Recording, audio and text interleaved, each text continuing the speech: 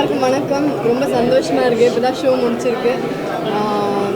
நான் சொன்ன மாதிரி நான் சொல்லிட்டே இருந்தேன், இது ஒரு ப்ராப்பர் ஃபன் என்டர்டெய்னர் தான்.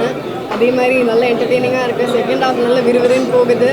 அண்ட் என் கூட நடித்த எல்லாருக்குமே, கதிர் சென்ட்ராயன் சார், ராதிகா மேம்லாம் கண்டிப்பாக தெரிச்சுவீங்க தியேட்டரில் அவங்க கேரக்டர்.